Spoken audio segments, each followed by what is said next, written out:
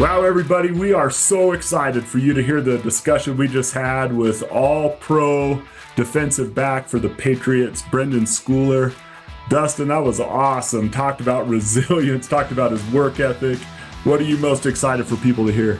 Well, we got into a lot of things with him, even how he handled COVID and how some of the athletes he was around dealt with COVID and how they still figured out ways to get the work in. But the greatest things that he talked about was how he managed his day, that elite level mindset you have to have if you want to be successful at something. And then he even talked about some spiritual things that are important to him in his life. And so anytime we can have an all-pro NFL football player on and talking to us while he's currently at camp out in Massachusetts, just finished up practice an hour ago, it's valuable to listen to. Whether you play football or not, you ought to give this a listen. Yeah, this is awesome. Here's all-pro defensive back Brenden Schooler. Welcome to the Sportlight Podcast for parents, coaches, and athletes. The Sportlight refers to the time in an athlete's life when they have increased ability to affect the culture around them and the increased opportunity to learn life's lessons through sports. This podcast aims to help parents and coaches capitalize on their athletes' precious time in the Sportlight. The Sportlight Podcast is brought to you by Especially for Athletes program. So Brenden Schooler playing with the New England Patriots right now. We appreciate having you on, Brenden. We were just talking off air about how crazy 2020 was, and you were an athlete at that time. You played at the University of Texas, is where you ended up graduating or finishing your football career. Did you graduate there, or did you come out early? I graduated at the University of Oregon and was a grad transfer to the University of Texas. Okay. Yeah. Okay, awesome. During COVID as an athlete, how did that, I know physically it was tough because we couldn't get in person and do some of the same types of workouts in person that, in the weight room and things that we could do now or before then. But mentally, how did you see that affect either yourself or teammates and things of yours? How was that? Yeah, it definitely wasn't easy mentally. And, luckily I had some really, really good teammates around me who were like-minded, and we didn't let the restrictions of us being in the building, the restrictions of us using the facilities kind of hold us back from wanting to accomplish a common goal that we all had.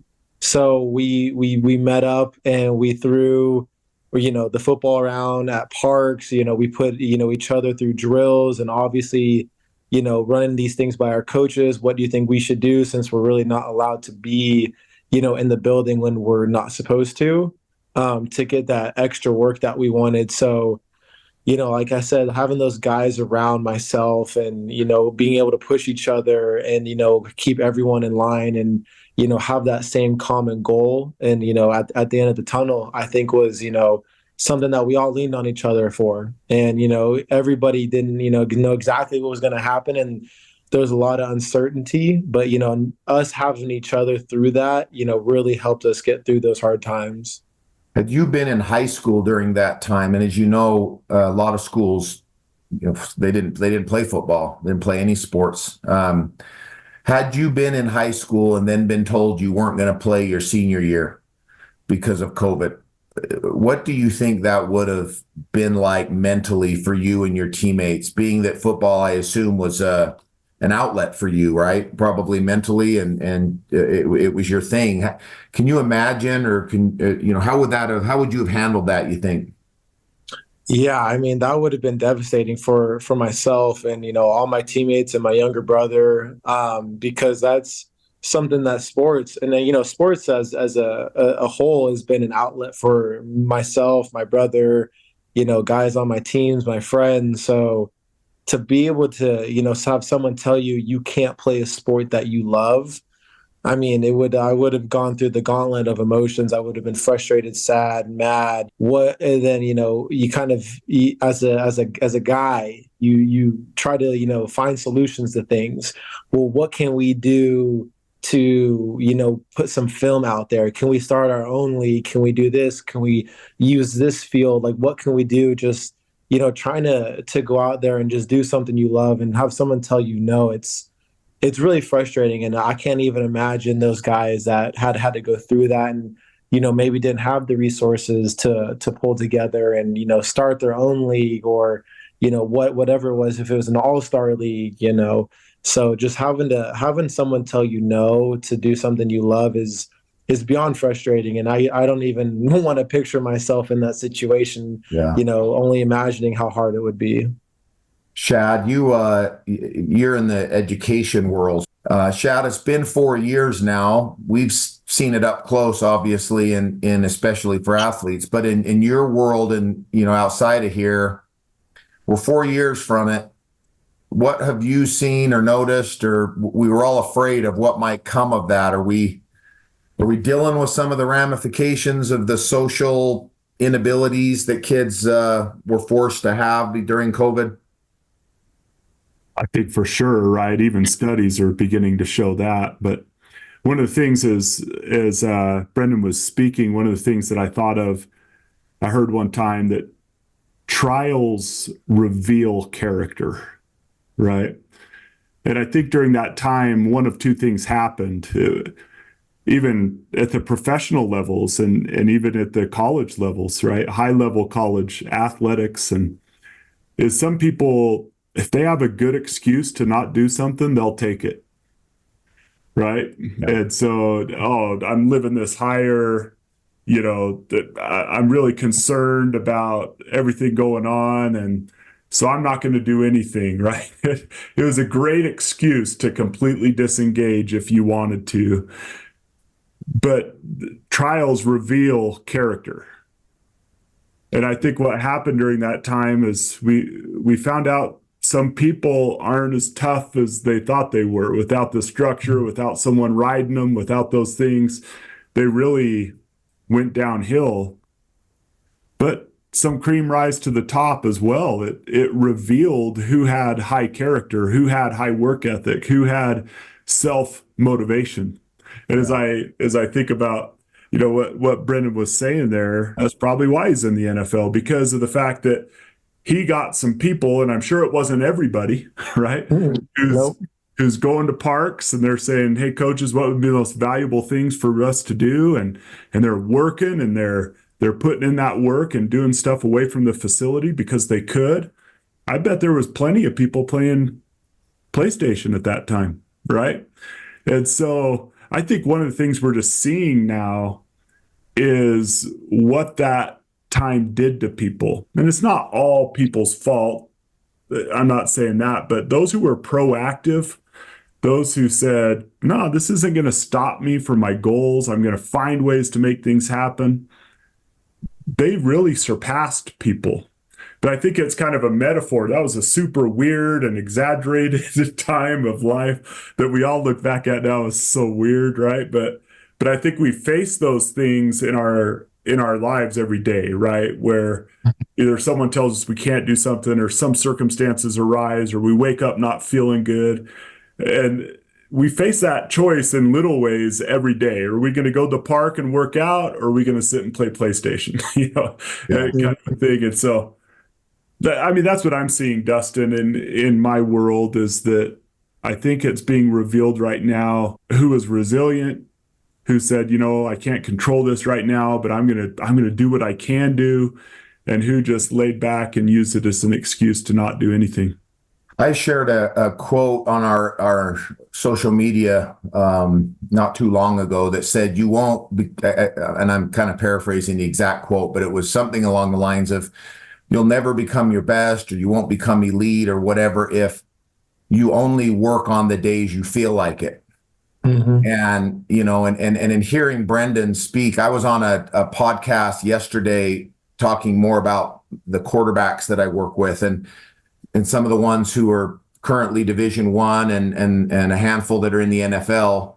And the person asked me, what separates those that made it that far? And I said, well, first of all, we need to understand, oftentimes there's some genetic gifts that these athletes are given. And it's mm-hmm. I would love to say every one of them just woke up at 5 a.m. every morning and just, and sometimes you're 6'8" and you're really big and you're going to have a chance, but there's a difference between talent and skill, right? A skill set has to really be developed.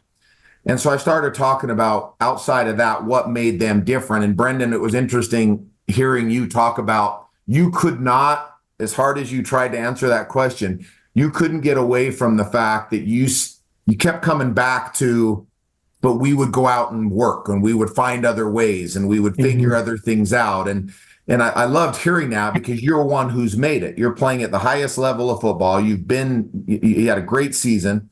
You're with a great franchise who really looks for guys like you. That's why they've been so successful. But you couldn't answer that question without coming back to the fact that you found a way to address the solution. And that was, we might have to go to a park. We might have to figure out a way to, whatever. We just got to do something. And I said in that interview that that's really what separates the greats, is that they plan their days around what they have to do to be great, and they don't let other distractions get in the way of that. That's a priority, and that's cemented. In your progression in high school and college in the NFL, some of the athletes that you've been around, has there been any that their work ethic or their example has really made an impact in your life? And would you mind, if so, sharing what it was they did that impacted you? Yeah, I think it all starts from myself. It starts with my dad and my mom, because they were both, collegiate athletes. My dad played football at Eastern Michigan. My mom was a volleyball player at Cal State LA. And I think from a very young age, they saw in, my brother and myself that, okay, these kids, and my sister as well. My sister was a phenomenal volleyball player. They saw that, all right, these kids might be able to do something in, the athletic world. And so they instilled in all three of us, there's people who go out there and will beat their chest and beat on the drums and say, I'm doing this, I'm doing that. It's not those people who typically rise to the top. It's the people who do their work in silence and who do it day in and day out. And they enjoy the grind. They love the process. They love going through the pain, the sweat, the tears, all of that. They love to compete. And I think having that instilled in me at a young age was just work. Just go to work. Just go to work. Just go to work. No matter what's going on in your life, make that a constant. Go to work. Go to work every day. There's going to be days you wake up and you don't want to roll out of bed and you want to hit that snooze button and you want to go get that extra hour of sleep. But your goals and aspirations don't care how you feel at the end of the day.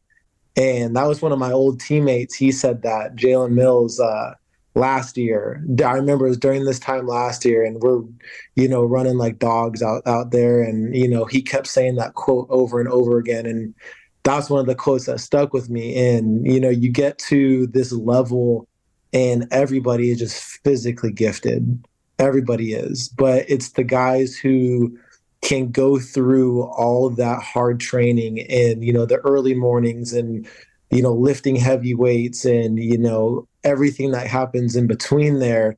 It's the guys who are mentally strong enough to show up every day and be that same guy every day, whether that's for yourself, whether that's for your teammates, whether you're a leader, whether you're leading by, example, or you're a vocal leader. You got to show up every day and put in the work. And I think having my parents instill that in me, I'm like, look, there's not going to be a single soul on this team who's going to outwork me today.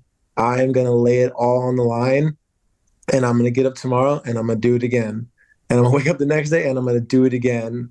And having guys who are like-minded like that around you, when you start pushing each other in those ways where you just test your mental strength, because your mind will take you to places your body didn't think it can go.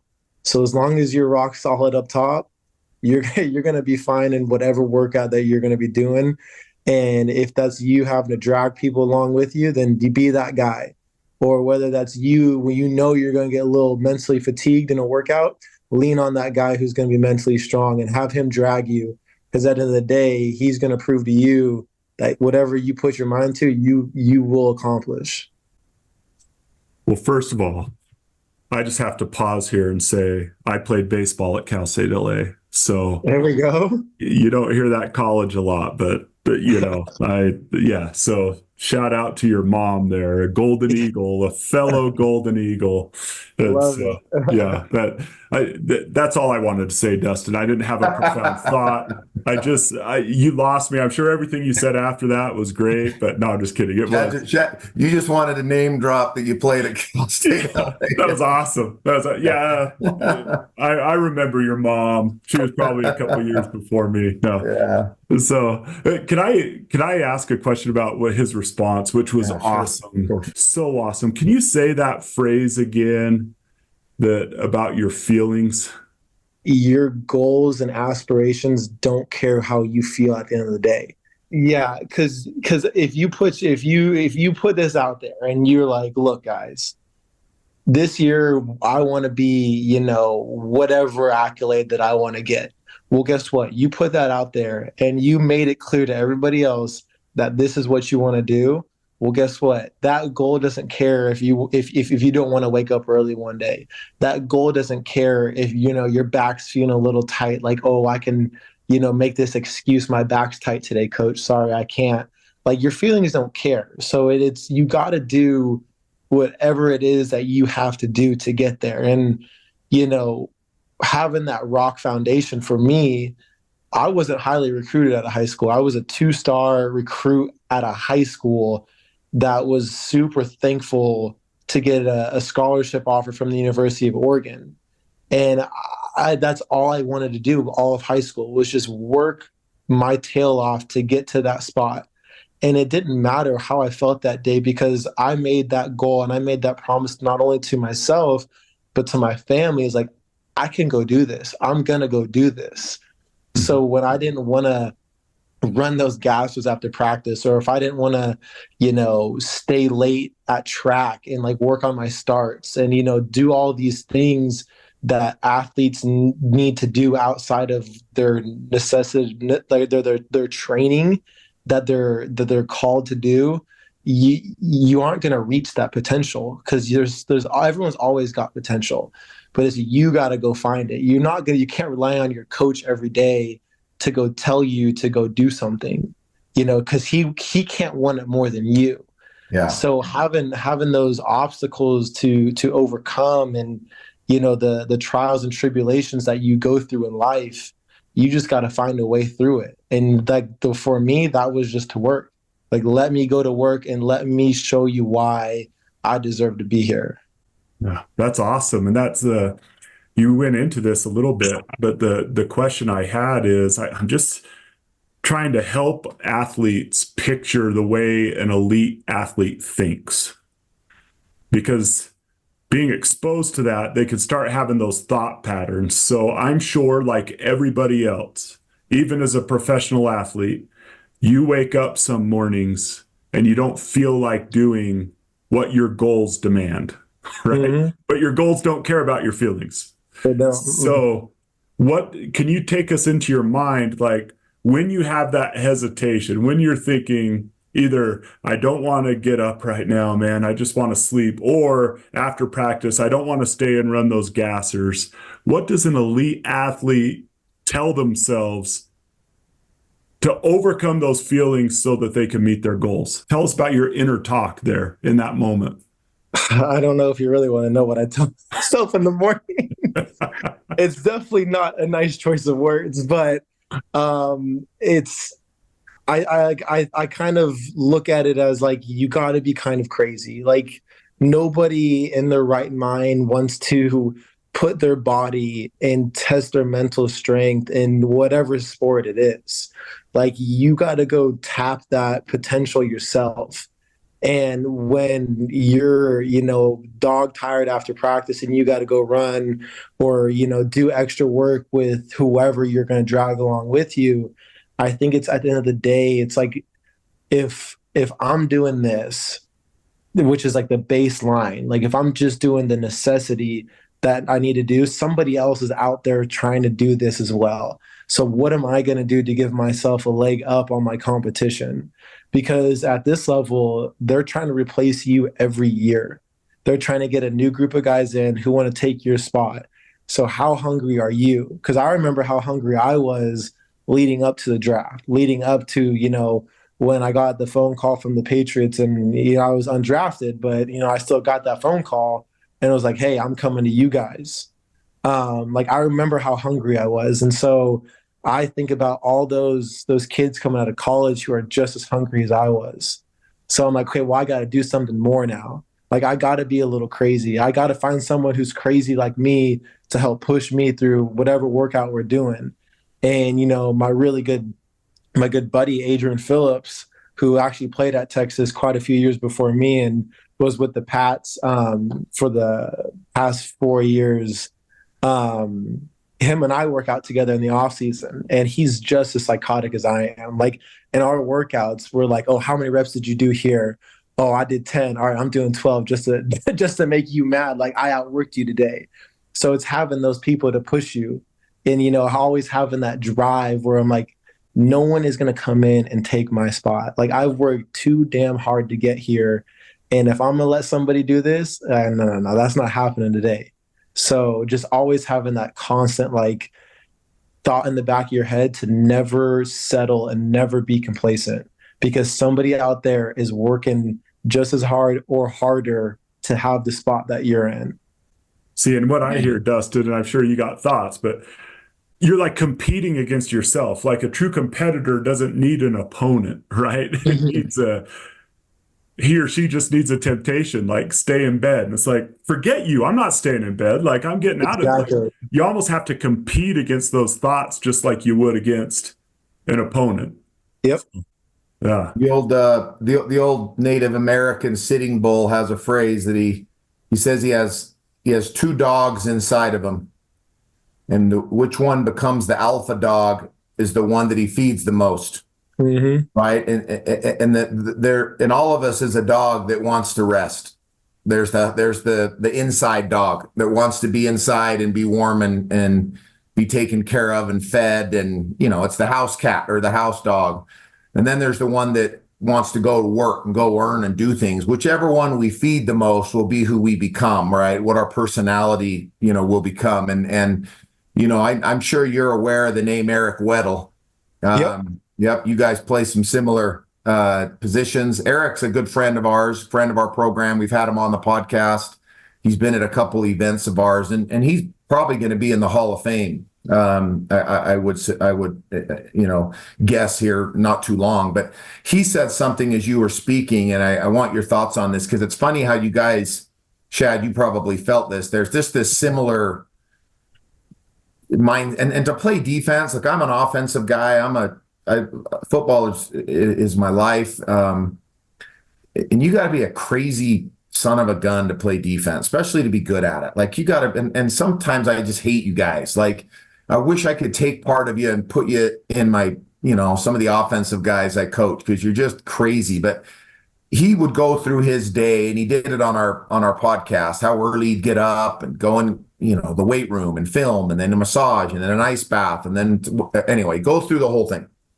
But he said something really interesting in our podcast, and we've used it many times, where he talked about knowing that there was somebody else coming every year to possibly take his spot, that was a motivation to him. But he said he learned a lesson early in his career. He would ask other safeties, other people who played the position he played, for advice, guys on his own team and even guys from other teams. And he was surprised at how few of them were willing to give it to him. Mm-hmm. And until he realized, wait a minute, this isn't like the old days. This is a business. These guys see me as a threat, and they don't want to give up any of their secrets or anything that they look, man, you got to figure this thing out yourself. I'm not giving you anything, an inch, because you might come and take my spot someday. But Eric actually took it the other way personally himself, where he said he went out of his way to give the younger rookies or the younger football player that came into the franchise, to give them advice and to help them and to actually tell them things that would make them better. And then he said something that was so awesome. And I said, why, Shatter? I asked him, well, wait a minute. Aren't you nervous about the same thing? You just gave them some advice that could maybe later cause you to lose your spot to them. And he said, yeah, that's why I give it to him, is because I got to go find new tricks now. When I give when I give them something, I now have another reason to wake up and get back to work because I just gave somebody who could take my job some tricks, some advice that could help them that I had to learn the hard way. So I got to find a new way to fight now. And is that's the kind of mindset that you're talking about, right, Brenden? 100%. Yep. Yeah, you got to have that killer. We call it winning the hour. So the first chapter of our book, The Sportlight, we talk about winning the hour, and we use the phrase going 16-0.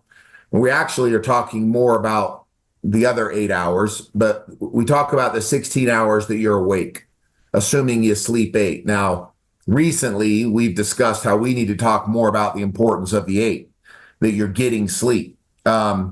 How important is that to you as a pro athlete to make sure that you're getting the proper sleep, winning the hour, the days the hours you're awake? We're talking about not wasting time, prioritizing your day, making time for what really matters. But how important are those 8 hours that you're getting rest to being an elite athlete? Oh, it's huge because that's when your body does the most recovery is while you sleep. And so not only am I real cranky if I don't get like a good 8 hours of sleep, but my body just doesn't feel right. And that falls into the category of just like recovery in general, where, I'm the first one to say I hate the cold tub. But guess what? I'm like one of the first guys into the cold tub because I know how beneficial it is to my legs, my knees, my joints, my muscles, all of that. And that also leads into taking care of yourself with your diet. Like you have to eat clean. You can't be, going out eating McDonald's, drinking like all these sodas, and every once in a while, like go treat yourself. Like we work hard for this stuff, but you got to put the right things in your body because then that leads to inflammation in your joints, and then that leads to you getting hurt. Then that leads to you ultimately not being on the football field, not being on the court, not being wherever you are because you didn't take care of the easy things. And that's easy. You're not even going out. You don't got to break a sweat to cook good food, but it's, not as convenient as it is going through a drive-through. So having recovery, your sleep, your body, getting massages. And I had one of our older players, Jabril Peppers, on our team talking to us last week, and he was talking about, how guys will, go to the club, spend thousands of dollars on alcohol, but, are mad when they got to pay $250 for a massage. It's like, well, look, that's an investment into your body. Like, let's not spend so much money on, those things that make you look good, but let's spend the money on things that is going to make your career last longer, things that are going to make you make more money at the end of the day. You get to do this a couple years longer because you took care of your body in the moment instead of having so much fun. And, look, life's all about give and take and moderation. And I get it. You want to have fun, you want to do these things, but you got the rest of your life to do that, man. And I think, having those influential guys and, having the old heads on the team when I was in college, when I was, first getting into the league, kind of show you the way and be like, look, don't make these mistakes I did. Don't do this. Don't do that. They're telling you for a reason is because that stuff is true and they went through it. So, I mean, recovery is huge at the end of the day. That's half the battle right there. Yeah. We have a principal, Shad. Maybe I'd like to get his thoughts on compete without contempt. That's another principle of our program, another chapter in our book. Brenden, we stress competition. We were athletes. We love sports. I'm coaching every day, and I hate people who don't want to compete, whatever it is, right? So when we say compete without contempt, we purposely don't say sportsmanship, not because we want kids to practice poor sportsmanship, because that's an easy phrase to throw out. And I think everybody understands, well, yeah, you should be a good sport. And we all kind of know what bad sportsmanship, I think, looks like, but we don't want to undervalue the importance of competition. And as Shad mentioned earlier, and you kind of talked about, the biggest opponent is that you're competing against yourself, right? And I talked about the two dogs that are inside of us. That's what we're competing against. But competing with contempt. If your fuel, if your motivation is because you hate your opponent, you hate the person that you're going against, we try to encourage athletes that's a very short-term motivation, that your motivation should be to compete because you've worked hard now to have the opportunity to go out and showcase what it is you've developed. And win or lose, you get a chance to do it. And so demeaning or devaluing your opponent by competing with contempt doesn't do any good for anybody. What are your thoughts on that? And how can we teach young people and adults that competition is good, but we don't have to rub it in everybody's face when we win? There's a right way and a wrong way to compete. Do you have any thoughts on that? No, I think you hit it on the head. I think, there's times where you play in big rivalry games where you're like, you just do not like this school or, this team or whatever it is. But the way I've always, been told and taught how to conduct myself is your opponent should be faceless. Now, should their last name, their number, where they're from, height, weight, what they're good at, what they're not good at, 100%. Study your opponent. And I think that is kind of the art of the game, is you got to know what they're good at and what they're not good at and attack those weaknesses. But when I say no face, I mean, it shouldn't matter who's lining up against you. And my philosophy is like, whoever lines up against me, my goal at the end of the day is to just impose my will on you every snap, every moment that we get to go up against each other. You're going to feel me. You're going to feel all those days where we were running gassers, where I was dying, where I didn't want to do this, I didn't want to do that. Those dog days you have leading up to a season. Like, you're going to feel all of this. And it's not because I don't like you, but it's because I want to just dominate and just be the best at whatever it is I'm doing. I want to be the best version of Brenden. I want to be the best version, that my parents get to see, my family, my friends. I want to be that athlete, that God gave me these talents, and I want to go showcase those talents. And I'm gonna let you have it every single time that we're lined up against each other, and then I'll pick you up after, and I'll be like, it's gonna happen again. And so that's kind of how I was always taught to, approach your opponent.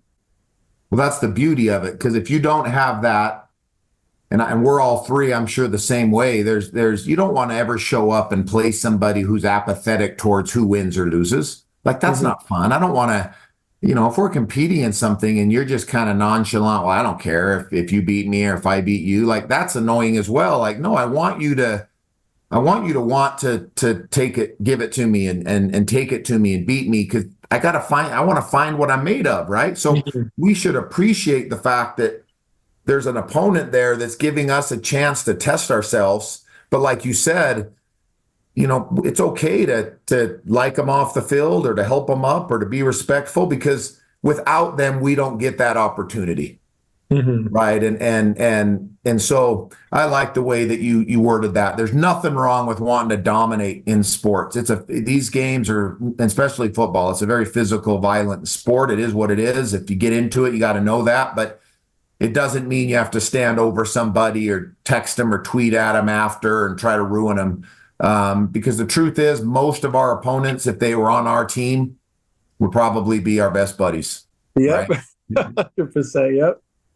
Dustin, it's something you said and something Brenden said, is just to build off it. I love when you started to talk about you don't need to hate your opponent. They're faceless. You started to mention things like family, love of the game, God.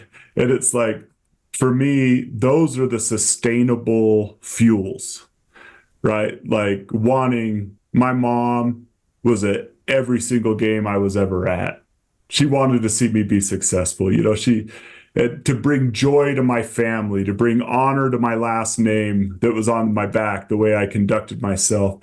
I loved, especially, the schools that I got to play for, and, And even growing up, like I loved representing my high school. I represented them. I loved my community. I loved my school. I loved my college.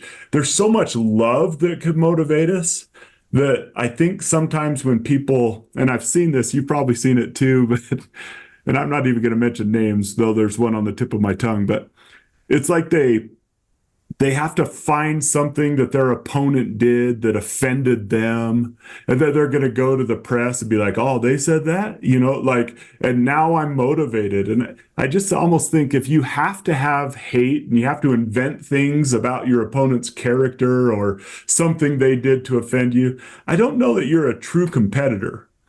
Like, I just need a ball and someone to play against, and I want to win. Like, my family gets mad at me for Monopoly. I don't want people to cheat. Like, I think that, no, let's play fair. Let's see who wins, right? Like, Yeah. and I think it's a lack of competitiveness when we need hate to be our fuel. But when it's just, I want to beat that guy, I want to dominate that guy because it's all about me and my family and my school and the organization that trusted enough in me to pay me to play this game in your instance. That's a way better fuel. The fans that pay all that money to come watch you and you want to bring joy to the Patriot fans.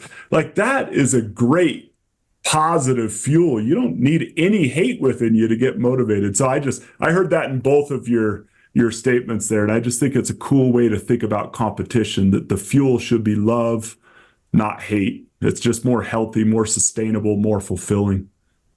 No doubt. You remind us again, when did you graduate or come out of college and join and get and end up as a undrafted free agent with the Patriots? What year was that? So my rookie year was 22. So I'm heading into my third season with them now. And you played quite a bit, right? Last year? Yep. Yeah, I didn't miss a single game. Yeah. Yep. And my understanding is you received some awards as well. Yeah, it was first team All Pro. Got that award, which was huge, man. Super thankful and blessed, and I wouldn't be, anywhere I am today without my coaches and teammates who believed in me, and mom and dad, brother, sister, like those were the ones that were there since day one, and fell short of a couple other accolades that I wanted, but that one was super special to me, and just trying to go out there and do it again this year. And that's the game that we play. It's like you're only as good as your last performance. And, right now, no one cares that I got that award last year. It's cool, but I don't want to hear it. I don't want to hear, oh, but you got this, you got that. Like, no, I got to do that again though this year. So it doesn't matter really what last year's accolations were. But yeah, I was super happy, man. That was big time because coming as a kid coming home in third grade and telling his dad, I want to be a professional football player, to getting an award like this that's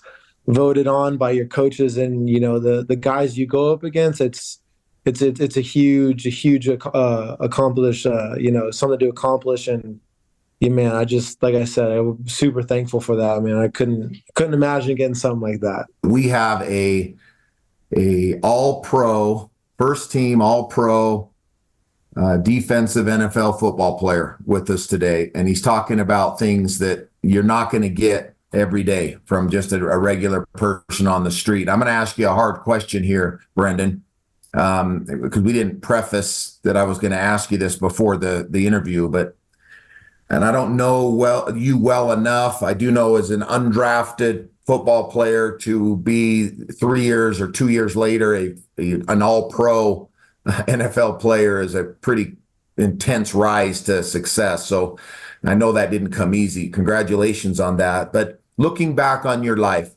and this doesn't have to be sports related, we oftentimes, one of our other principles in our program is resiliency. And we talk about that we don't really know if we're resilient until we have to be resilient, right? We think, yeah, I'm resilient. Well, we don't know it until life kind of kicks us in the face, and then we find out if we are or not. What has been something, football or non-football related, that you feel like your resiliency has really been tested? Have you had something in your life where you've really had to buckle down and really evaluate, can I get through this? Something hard that you got through that we might be able to share with our listeners that are struggling with something hard right now themselves.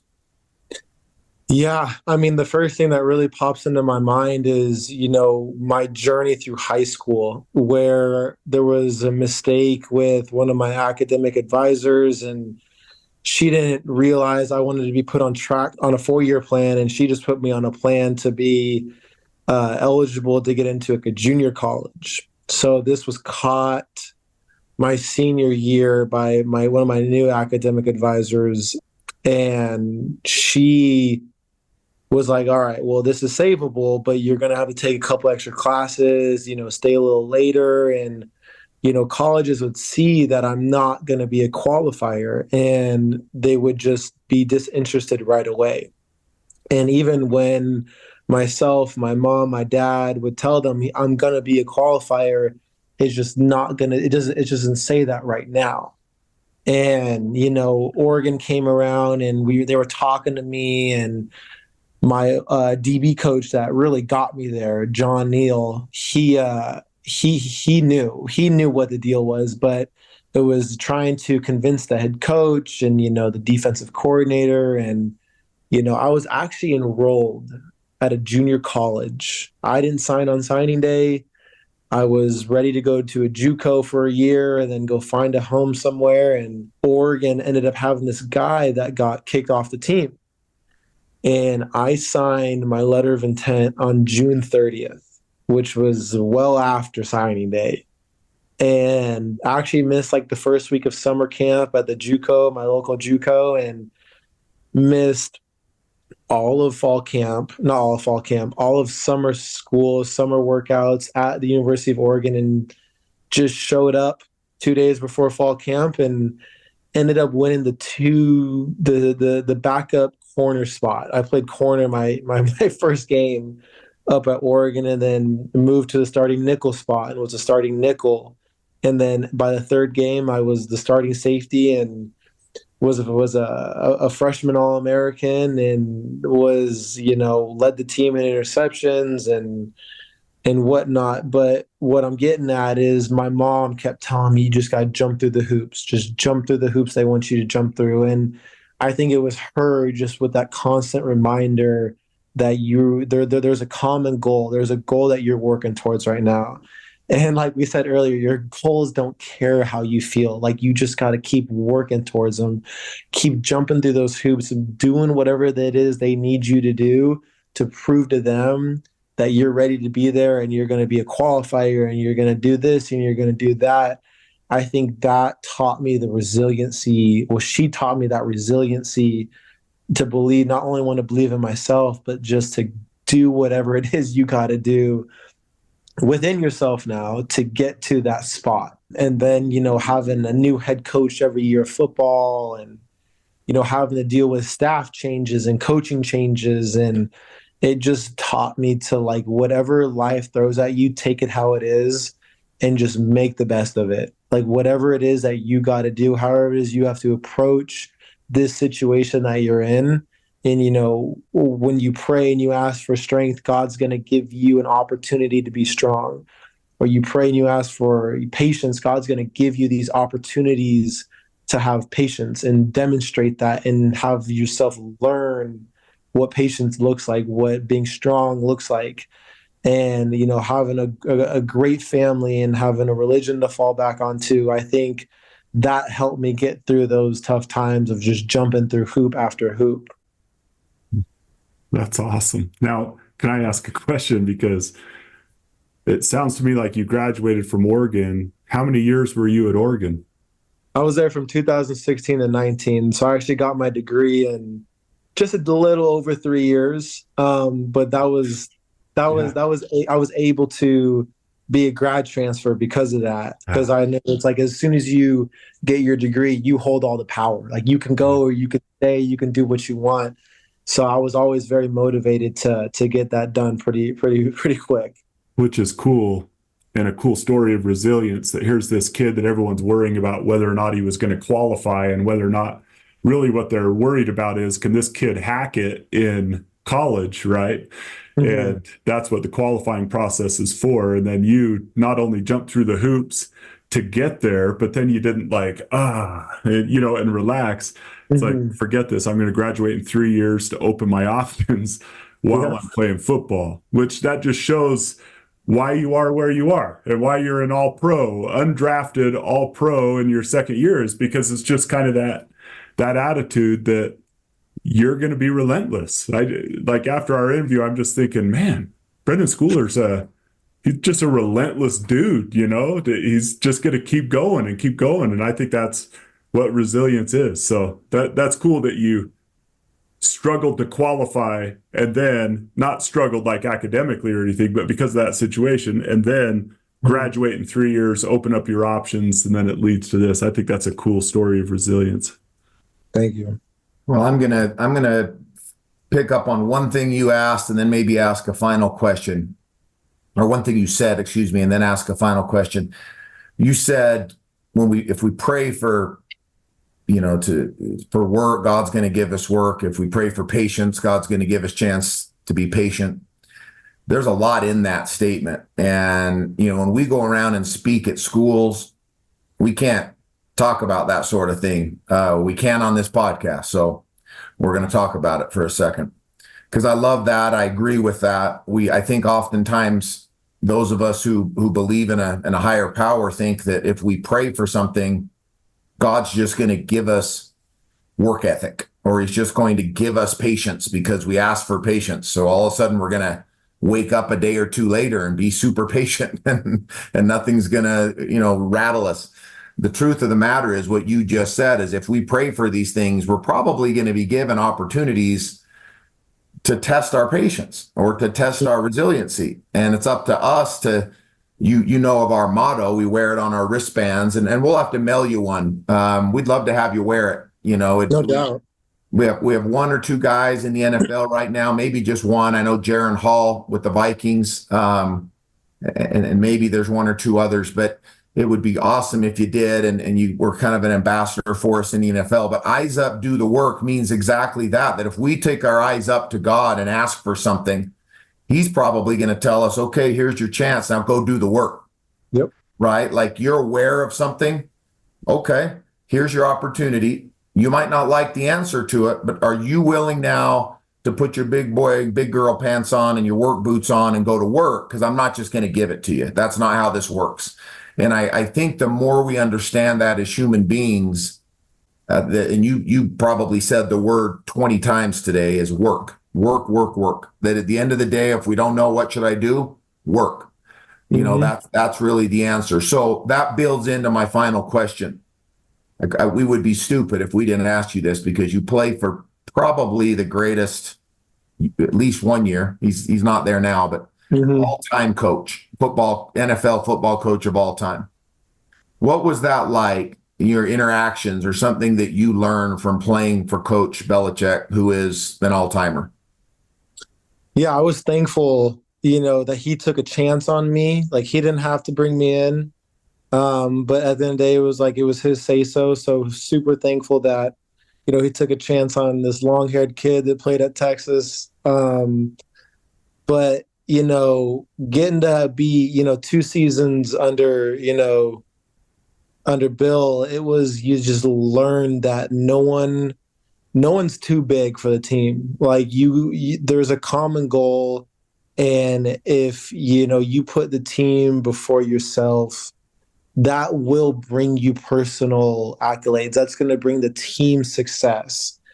And I think with him, it's just like you got to find whatever that role is on a team and just be the best at it. Prove to him, prove to the coaches, prove to yourself that you deserve to be there every single day. And you're going to show up and you're going to be consistent and you're going to be dependable and tough and you're going to be that nitty-gritty football player that is going to get the job done day in and day out, and we know exactly what we're going to get. So I think just having the football knowledge that he has and being able to break down film and learn how to look at tendencies and, as a rookie and, second year guy, you just try to absorb everything you can. And he just has, over these decades of just football knowledge up in that noggin of his. So when he did spit out those little, golden nuggets, you're just like, oh, let me write this down real quick. And,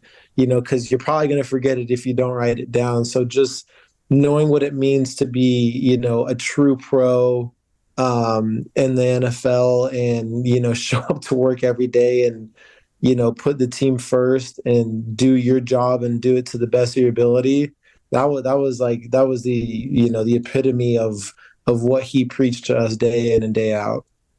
Well, that's awesome, man. And if anybody wants to look at resiliency and also look at the truth of sports, so that it's not always great. Not every year is great. Is go look at Bill Belichick's coaching record. Go look at his career. He had years where he didn't win a lot of games. Especially early in his career. He had some games or seasons where he didn't do great and he was let go and he just kept grinding and then ends up now being, most likely Andy Reid's coming after him, but the all-time greatest, football coach, at least at the NFL level. So Brenden, we probably better wrap this up, but listen, man, we'd love to have you on again. You said talk about spitting out some golden nuggets, man. You said a lot today that we can use and we're going to use and we'd love to keep in touch with you. We're going to be fans of you. And I told you on the phone, you're going to have a lot of fans out in Utah now of you following you and the Patriots. So didn't know if you knew that you'd become a fan of some random people out in little old Utah, but your interview is for sure done that. We're going to keep an eye on you and we look forward to talking to you in the future. Thank you guys for having me as well. Thank you. Well, Dustin, that was a great conversation. Any concluding thoughts to our interview with Brenden Schooler? Well, I think there's a lot of things there that I hope that when athlete or parents or coaches that hear this will ask their athlete or their son or daughter to listen to that and do so with a notebook handy, because there were several quotes, just quick blurbs that were said that we could have dove, into and spent a lot of more time talking about. So, please share this with every athlete should listen to this interview we just did with Brenden. Yeah, I agree. So like it, share it, listen to it, and as always, keep your eyes up and do the work. This has been the Sportlight Podcast from Especially for Athletes, sponsored by Coca-Cola. You can learn more about Especially for Athletes by visiting the website at especiallyforathletes.org. You can also learn more about the book, The Sportlight, by Shad Martin and Dustin Smith at especiallyforathletes.org/book.